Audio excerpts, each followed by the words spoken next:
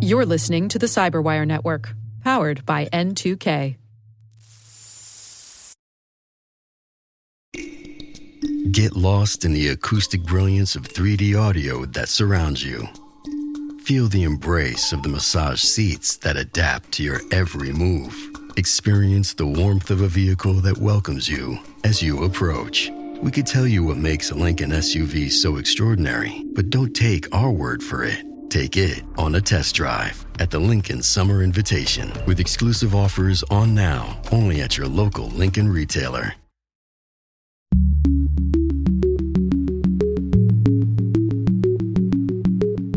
Hello, everyone, and welcome to Caveat, N2K Cyberwire's privacy, surveillance, law, and policy podcast. I'm Dave Bittner, and joining me is my co-host, Ben Yellen, from the University of Maryland Center for Cyber Health and Hazard Strategies. Hey there, Ben. Hello, Dave. And our N2K Cyberwire colleague and author of the Caveat newsletter, Ethan Cook. Hey, Ethan. Hey, guys. On today's show, Ethan takes us through his in-depth research on cyber operations and the roles offensive and defensive efforts play. While this show covers legal topics and Ben is a lawyer, the views expressed do not constitute legal advice. For official legal advice on any of the topics we cover, please contact your attorney.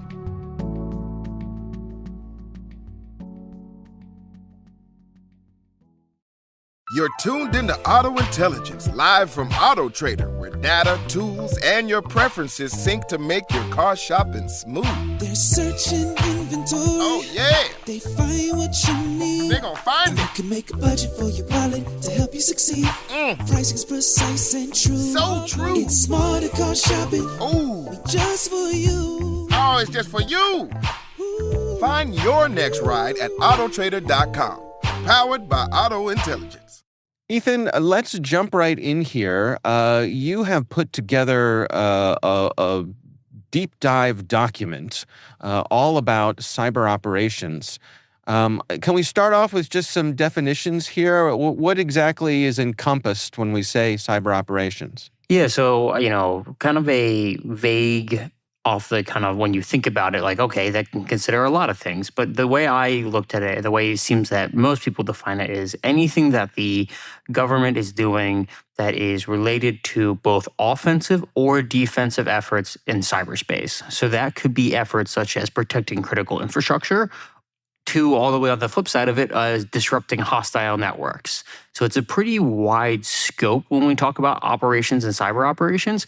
But I would say it's, government motivated, things that we're doing to typically impact the space for the betterment of whichever country's doing it, whether that be the UN or the EU or the US or the UK or Canada, whoever it may be, trying to secure themselves or take down a network or an adversary's network that they feel could, maybe it's a ransomware network and that they're trying to disrupt. Well, let's dig into some of the specifics again, staying just sort of laying out the framework here. Can you describe for us what we're talking about when we say offensive versus defensive efforts? Yeah, so I would say that when we think defensive, this is kind of the staple that we've had for the better part of over 2 decades. Where governments, and think about when we talk about cyber, and if you think about how governments have approached it, a lot of the conversation has revolved around this. We need to protect critical infrastructure. We need to recover from attacks faster. We need to secure ourselves or secure vulnerable systems or manage vulnerabilities or engage in better intelligence sharing when it comes to defensive efforts. A lot of the conversation on the defensive side of it revolves, which has dominated a lot of the conversation up until this point, has revolved around how do we secure ourselves and prevent a malicious actor, whether they be another nation state, whether they be a hacktivist, whether they be a crime syndicate who's just trying to make money? How do we protect our organizations and our critical infrastructure from any downtime, anyone that could, disrupt services for the American people or, another country, et cetera? So defensive is kind of the castle gate, the moat around the castle. Exactly. Yeah. And now we're storming the castle. Yes. the other guy's castle. Exactly. Right. And now we have that other side of the coin, which is that offensive side. And I would say offensive for traditional, U.S. approach and many of its traditional allies does not mean let's target some random person and, steal their information. That's not really what that entails, which when we think of offensive cyber, that's, people think, oh, phishing, scams, all that kind of stuff. Not talking about that. We're talking about very targeted attacks to disrupt a hostile actor. So, for example, the best thing that a lot of people would think of would be like Stuxnet in Iran. When a lot of classified information about that, but a lot of for those who don't know, a worm was deployed and was able to infiltrate its way in and disrupt centrifuges. And it was a very, very sophisticated, very targeted attack to disrupt nuclear enrichment. And that is the kind of more offensive talks that we have traditionally thought of, which is we are going to deploy very sophisticated, very specialized malware or disruption efforts that are targeted against a very specific person, not broad sweeping. Not like a widespread ransomware attack like we saw with WannaCry, which just didn't care who it hit. It hit everyone. That is more the offensive talks that we're thinking of. So targeted and preemptive. Yes. Yeah, so there are a couple interesting things going on here. One is the rise of AI-powered offensive capabilities. I think that's interesting because it makes the work of offensive cyber operations much more efficient and requires fewer or less human involvement, which I think is economically more feasible, particularly for nation states. So you have things like automated offensive agents, AI-driven simulations, that sort of thing. And then the other thing is allocation of resources. So what's been kind of striking over the past several years is to see not just in the United States, but around the world, digging into the numbers as you did in your deep dive, a greater percentage of money spent on cybersecurity is now being spent on offensive cyber operations. So you mentioned the UK launching a £1 billion cyber EM command by the end of this calendar year. The United States has invested a significant amount of money in cyber operations, offensive operations, while at the same time cutting money. At least there are proposed cuts and some cuts during the DOGE process from CISA, which is, for all intents and purposes, a defensive agency. So those are kind of the two aspects of this that I think are particularly interesting. Where do we stand right now, Ethan, in terms of the priorities here in the U.S., specifically with the Trump administration? Yeah, so within the U.S., Ben alluded to it, but I would say, while many other nations across the world are pivoting to this more offensive mindset, and the U.S. is following suit with that, the Trump administration is also taking the approach of it's not just about increasing offensive efforts, it's also about actively pulling resources from defensive ones. Now, on that offensive side, I think the mentality that they're employing is, one, defense is not working. We're still having breaches. We're still having issues. Hostile actors feel emboldened and that they can still come in here and disrupt our ports, our critical infrastructure, et cetera. So just pouring more money into defense is not really solving the problem. And I think that the mindset that they're employing is if hostile actors know that we have credible proof that we will target you, we will, I think the one quote was, we can put bombs or, cyber bombs into your port infrastructure as well, right? There's something along those lines that they will feel, okay, we don't want to do this race to the bottom. Let's see who can, disrupt each other more. It's going to be kind of like a Cold War détente on the cyber operation front. That's a good way of putting it. I mean, it really is the equivalent of the buildup of nuclear weapons during the Cold War era.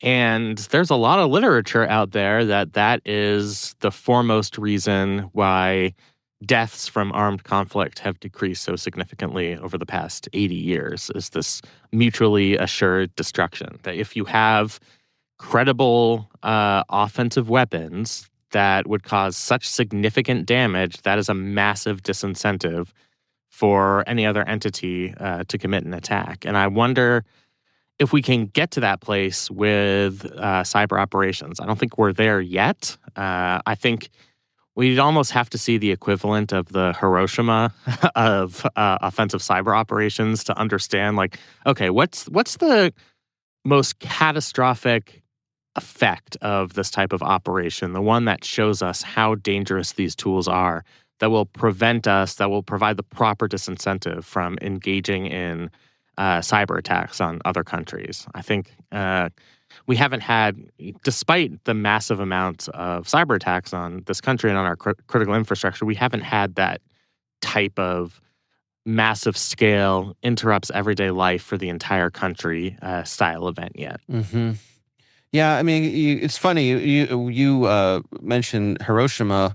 I was thinking of just nuclear weapons tests, demonstrations, right? Here's the power that we possess without actually using it against anyone. But you're right. I mean, that's a possibility as well.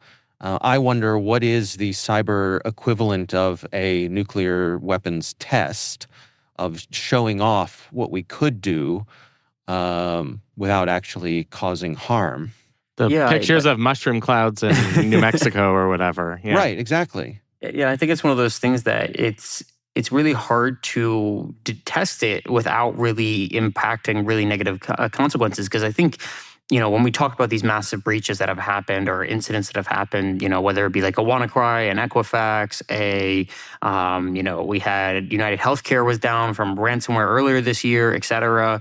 All these instances, while they certainly impacted people, they were either short-lived or they didn't impact everyone, or they weren't targeting a very specific country or something along those lines. They were cost millions of dollars and definitely disruptive, but it wasn't like, oh, my life, I can't get to work today, or I can't get, the grocery store is closed because whatever. It's one of those things where it would have to be like, oh, the entire Eastern Seaboard went offline, right? Where that would be a whole city went down. Like, that's kind of the level that I think would need to happen for people to actually understand what these vulnerabilities can be exploited to, enact. I think the closest we've had in recent history locally here in Maryland was the Colonial Pipeline incident, just because that was a significant shock to oil supply on the Eastern Seaboard. So people were waiting in gas lines, and that's something that we haven't done before. I mean, we had this incident yesterday as we're recording where, I don't know about you guys, I got an alert from our gas and electric company saying we might need to have massive power outages, widespread power outages. Right, rolling blackouts because one of our power stations has gone offline. Now, they were able to fix the glitch, and overnight we were told that we no longer needed to conserve energy, so that's good. But if that had been seen to fruition and that had been a cyber incident and the scale was large enough that everybody felt it, then maybe that's the type of catalyzing event where we realize we need to invest more in this and create a greater deterrence for our adversaries. Yeah, and we see this stuff with, for example, Salt Typhoon. Chinese being in our telecommunications networks. I wonder how much are we in the cat and mouse of this, the spy versus spy, right? How much are we in our adversaries' networks, and how much do you let them know that you're in their networks, or that you have the capability of being in their networks at a time and place of your own choosing, right? That sort of thing. Because we don't really hear much about that. We don't hear much about our own efforts for those sorts of things, and yet I think all of us assume that we're certainly up to those kinds of things, right? Yeah, I mean, I think part of it is for the past 2 decades, the conversation has always leaned towards we are going to defend ourselves. Whenever a major breach happened, it was never about, okay, let's retaliate and go after those hackers, or whoever was funding them. The conversation was, how do we prevent this from happening again?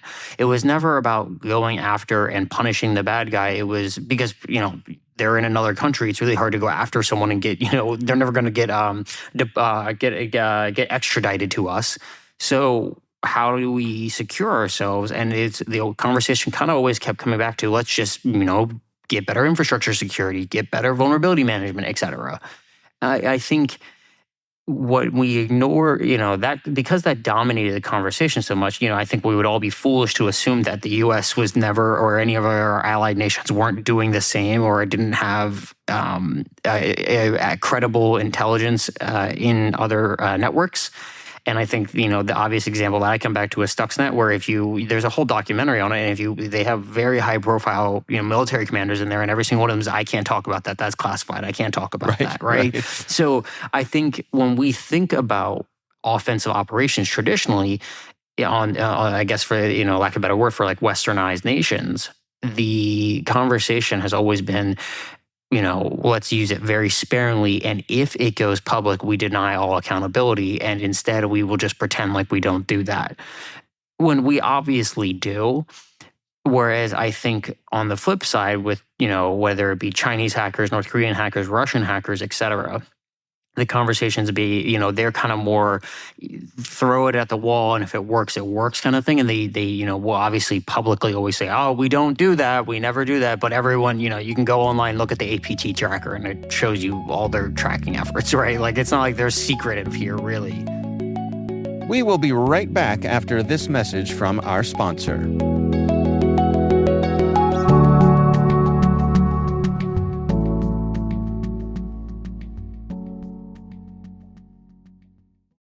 To you, my darling. No, to you. The Roses were living the dream. More champagne for me, please. Until it all came crashing down. He got fired. Fired? From the director of Meet the Parents. You're a failure. Women don't like that. If you need a shoulder or an inner thigh to lean on. On August 29th. I just want the house. We want everything. Wow. Stop. Yes, go! And see The Roses. These people. The Roses. Rated R. Under 17, not a minute without parent. In theaters everywhere, August 29th.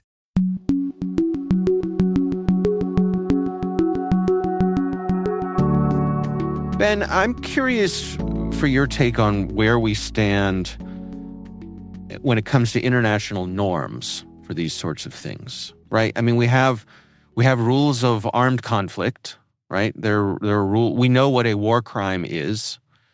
It seems to me, and correct me if I'm wrong, that the norms are a lot fuzzier in this realm, in the cyber realm. Yeah, I think they are. I mean, at the very least, they are underdeveloped. There isn't any international treaty that governs cyber operations. I mean, you can take principles from other international law agreements if you're willing to take international law seriously, which a lot of people aren't. I wonder why that is. Yeah. I mean, there are a lot of people who like, so-and-so should be in The Hague. And it's like, yeah, if international law actually existed. But, you have things like principles in the UN Charter, non-intervention principles.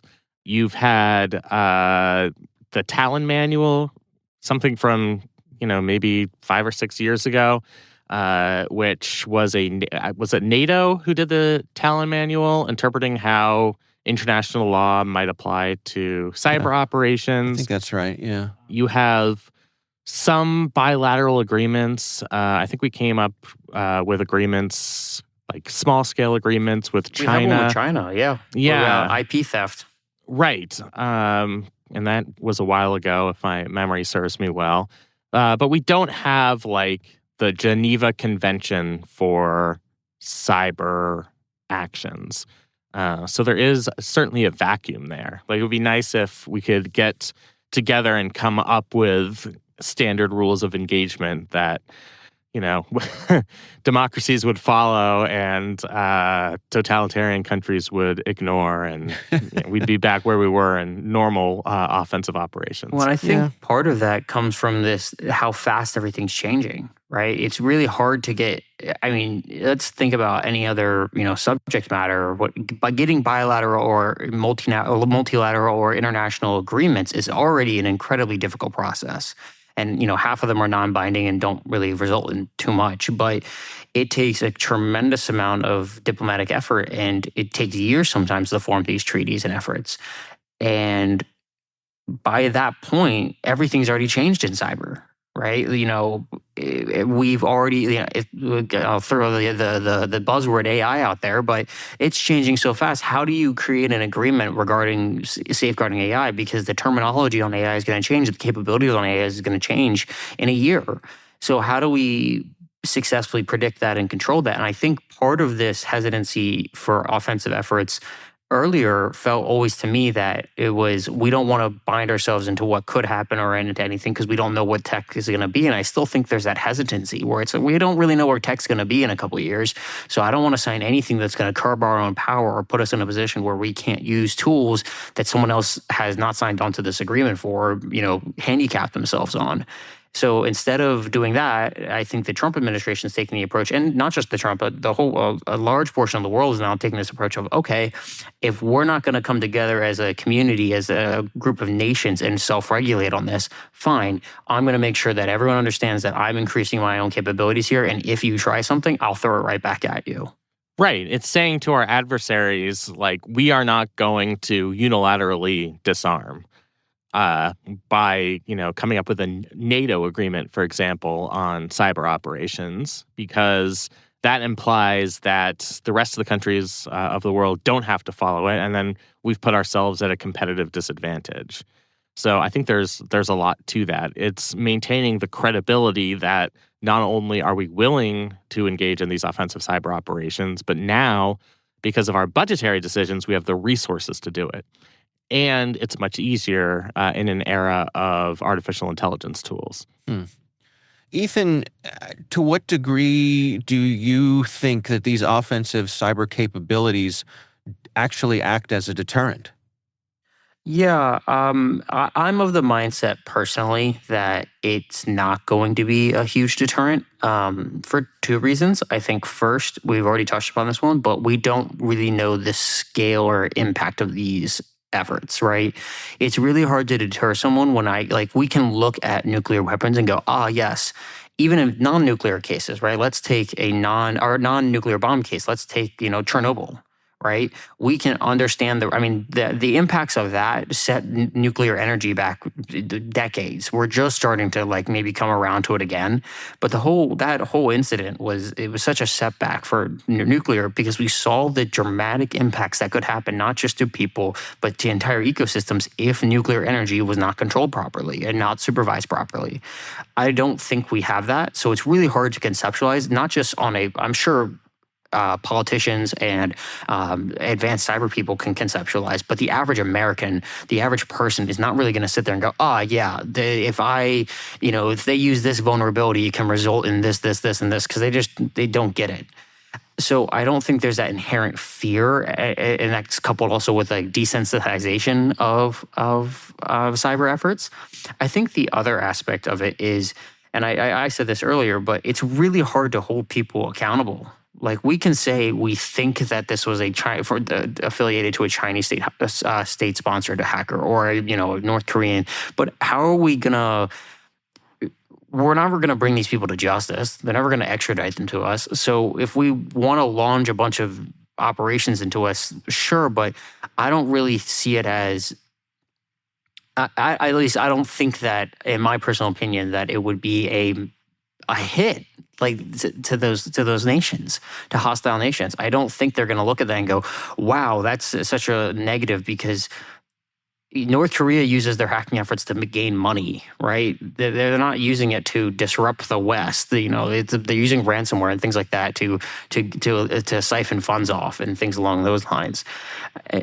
And for let's say China, if they're trying to disrupt efforts, they're trying to disrupt Microsoft because there's a valuable play in terms of disrupting a Western infrastructure, and that gives them a credible advantage, maybe to execute on a mission-oriented thing. So I don't know. I don't think a race to the bottom is really going to be a credible deterrence in this instance. I guess one of the things that leaves me scratching my head is that there really hasn't been much effort to even go after the low-hanging fruit when it comes to norms with this sort of thing. For example, we will not go after hospitals, right? It seems to me like in the course of diplomacy, the United States should be able to go to even our adversaries, let's say Russia, and say, hey, you got to tell your people to knock it off. Like, okay, we understand ransomware. Okay, great. But no, you don't hit hospitals, right? You don't take lives. Take money, but don't take lives. That is a step too far. And yet we don't even, we can't accomplish that. That's just a norm right now. Yeah, we've accepted that as a reality. Right. Right. I guess my point is that might not always be the case, depending on the actions of our adversaries and the willingness of our governments to take risks to establish this massive deterrent. I actually don't think it's in the character of Trump's foreign policy to do something like that. No, I mean, this goes way back. I think this is beyond certainly President Trump. Definitely. For the past 2 decades. Exactly, Ethan. This goes back to decades, and presidents before and after and in between President Trump have had the opportunity to go after this sort of thing, and for whatever reason, no one's chosen to or been successful in even setting these sort of baseline norms for cyber conflict, let's call it. I'll put that in air quotes, right? Yeah.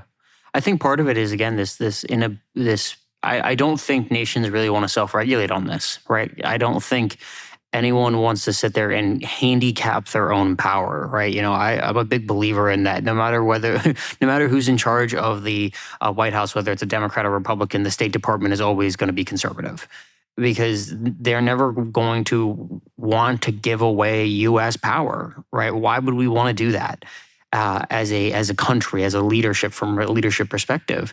And I think that's part of it. There's just no interest in saying, okay, sure, like it sounds really great on paper, and I obviously go over great with people to say, let's not hit hospitals, let's not do that. And I think everyone would conceptually agree to that. But then I think you get into this kind of conversation of, okay, well, what happens if some country doesn't want to abide by that rule? How do we hit them back, right? What is the response effort? And then you get into this kind of weird gray zone where it's like, well, they're doing it to us, we should be allowed to do it to them. And then it just kind of spirals in there, and you kind of just ignore the conversation because you move on to other conversations. Yeah. I guess, I could come at this from two directions. One, we agree to not use chemical weapons, right? And seems to me, we pretty much stick to that. We agree not to torture people. Yeah. Right? As Barack Obama said, we tortured some folks. Yeah, we're just going to ignore that little prison we have off the coast of America. Right. So, there are degrees to which we can agree to do things diplomatically and then abide by them or not.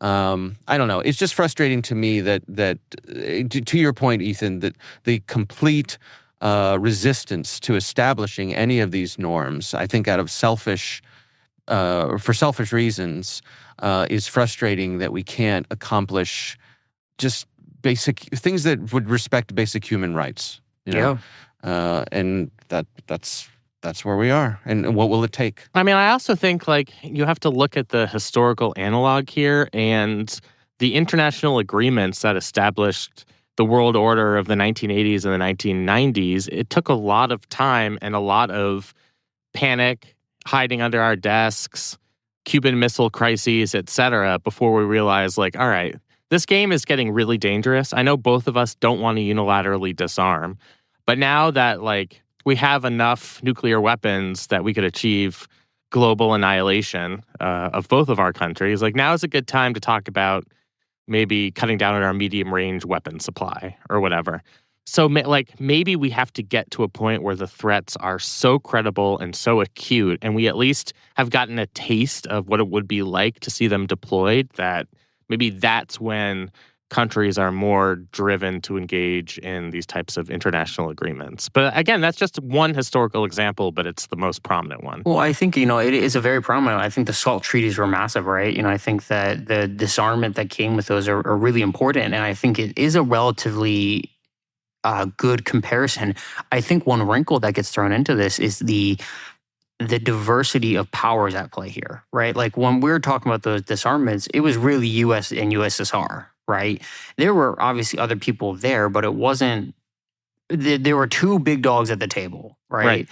This is not the case anymore. You have the UK has incredible offensive cyber operations that they've been building for 4 years now, 5 years now, right? The US, obviously, the USSR, China, the EU as a whole, Israel. Israel, et cetera. You have Iran, Saudi Arabia, like all of these countries now have very real, very credible offensive cyber capabilities. And how do you it was hard enough to get the US and the USSR to come to the table and say, okay, let's agree not to nuke ourselves. How do we get 20 plus, 30 plus countries together when we already have a forum through the UN which does not work, and get them to come to the table and say, how do we do this? Whether it's by regional blocks, whether we say, okay, let's get all the East Asian countries and Southeast Asian countries together. Let's get all the Mediterranean countries together, whatever it may be, or European countries, et cetera. But how do you get one? And it's just, I think that's where, I kind of sit there. I'm curious to see how it plays out in the next several years, because I don't know how we get so many diverse opinions in countries that have fundamentally different views on cyber to come together and agree to this standpoint. I think we all, when imagining this, well, for me anyway, the first thing that comes to mind is usually just turning out the lights, right? To power the power grid. And in my mind, and from the people that I've talked to and interviewed about this, there are kind of two stages available for that. There's the turning out the lights, which is basically flicking the switches, right? Take down someone's grid, turn the lights off, but then they can go through the process of turning them back on, and that may take a day, it may take a week, but it's mostly a nuisance. Then there's taking down the grid, which is remotely damaging the equipment. And my understanding is that sort of thing could lead to power being out for months, because we don't have the equipment that would be damaged. We don't just have sitting on a shelf, right? You can't just bring one in on a truck and put in a new transformer and off you go. Like, some of these things are one-offs. They're they're big, they're hard to move, they're hard to make, and so expensive, right? So there's kind of two different things there, right? And I don't think we've seen the lights being turned off, which happened to Ukraine before before the war in 2022, yeah, right. But I don't think we've seen the damage that is threatened, and I wonder what the response would be, even if someone did a test run of something like that. It seems to me like that would make everybody sit up in their seats. Yeah, and I think Ben talked about this in one of our previous deep dives where we talked about, I think, Ben, you talked about the Maryland's budget being very stretched on a state perspective, and what would happen if that, the lights went not just off, but went down, and how would we recover from that? And, that's kind of the backdrop of that conversation was, while we're engaging in more offensive mindsets, we're actively now pulling support from the defensive side. And what does that leave us open and vulnerable to? Yeah, that's an interesting component too, which is that it's not, particularly with this administration, we're not just adding to our offensive capabilities, we're shifting funds away from our defensive capabilities. The millions that are being cut from CISA, the many people who are being let go or simply leaving, going to the private sector because the uncertainty and the federal sector is untenable for them right now. We've always talked over the past 2 decades how we need more defense. We're still vulnerable. The U.S.'s critical infrastructure security is so far behind, et cetera. That feels like a common theme that has just been emerging more and more over recent years. And while we still have had attacks and breaches throughout that entire time, I think a prevailing feeling, at least for me, has always been, man, that was a really bad incident, but it was only 1 this year or 2 this year or a couple this year, when it could have been way worse or it could have been way higher scope or scale. Right. Or it only affected this one sector. Like, even if it was awful for the healthcare ecosystem, it was just the healthcare ecosystem. Exactly. Yeah. And I think that my fear now with this polling, and this isn't just like my personal feeling, like this is coming from, the discourse that I've seen from people in CISA, people in security groups, et cetera, that it's okay, if we're going to start pulling all this support, defensive support from the federal government and, imply that states should be the ones handling this, what does that leave us vulnerable to now, especially as we're seeming to starting to kick the hornet's nest a little bit and say, okay, yeah, we'll start throwing some stuff into your networks if you're going to throw stuff into our networks. But the difference is, at least what I'm not seeing in Europe, is they're not cutting support for defensive efforts. They're simply adding support for offensive efforts. Maybe I'm missing something, but that's just what I saw. But unlike that in the U.S., there is an active push to remove defensive support. And I think that's a huge concern that I have. Yeah. I also don't know, like, how much of this is intentional to cut funding for CISA and how much of it is just like, if you're doing broad-based federal spending cuts, which they have done, and you don't like CISA because the former head of CISA in 2020 said some things about the 2020 election that you didn't like. Right. Like, maybe those are the reasons CISA is getting cut, and it's not an intentional, let's cut down on our cyber defensive capabilities. So, like, I think at least we have to consider the fact that maybe it's just kind of incidental. Now, the effect is the same. Mm-hmm. But, like, would I be that surprised next year if CISA funding was fully restored to pre-2025 levels? No. Like, I don't think this is like a key presidential initiative or anything. Ben, I'm curious, I know you do a lot of work at the state level.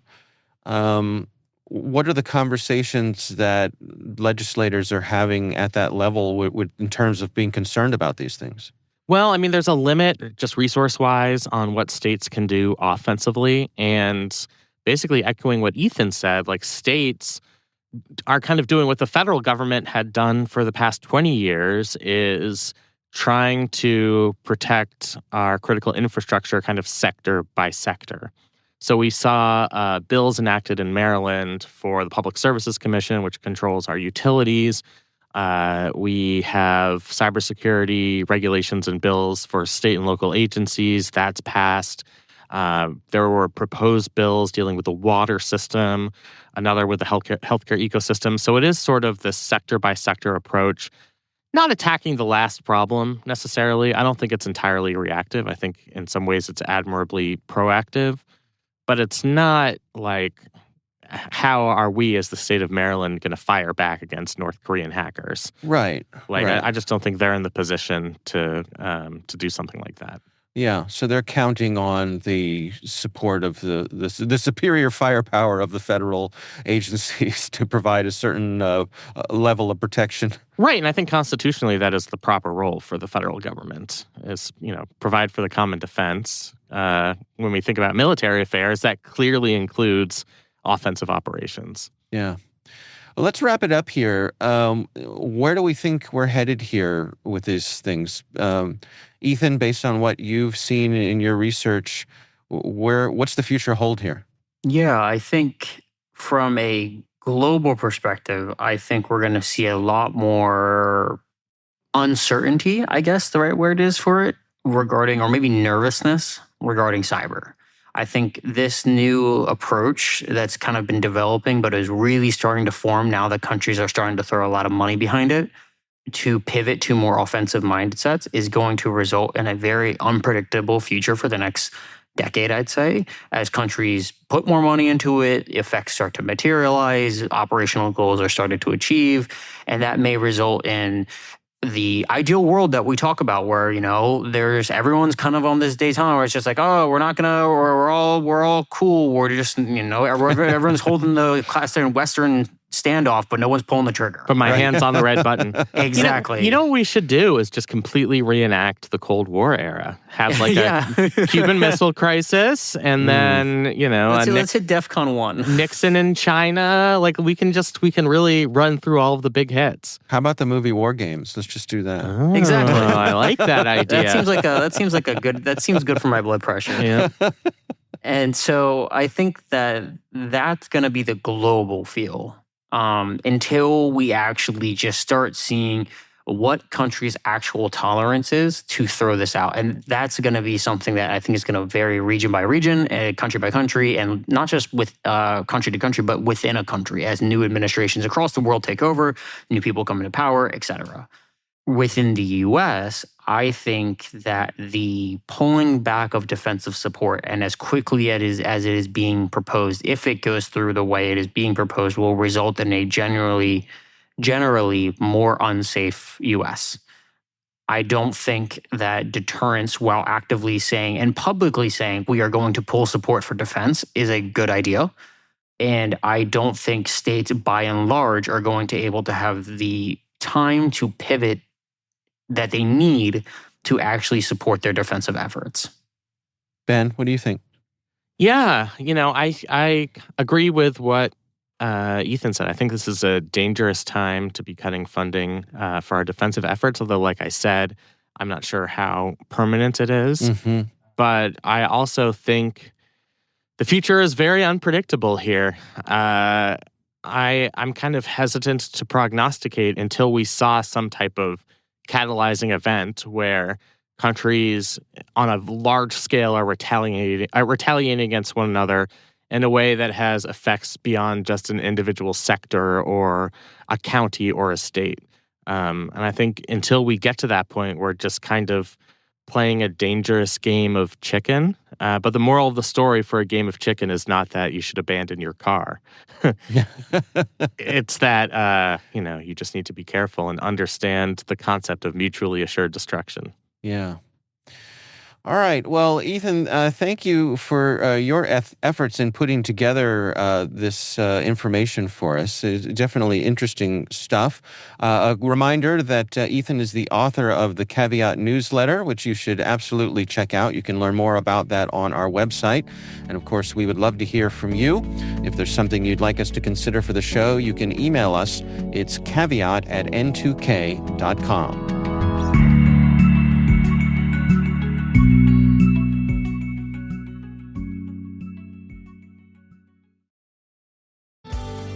Getting ready to step into your career era? Set yourself apart with Adobe Creative Cloud Pro for students. Hone your skills with apps like Photoshop, Illustrator, Premiere Pro, and more, powered with the latest in creative AI. Students save over 55%, so you can build a portfolio you're proud of. Launch your future with Adobe Creative Cloud Pro for students. Visit adobe.com/students to learn more.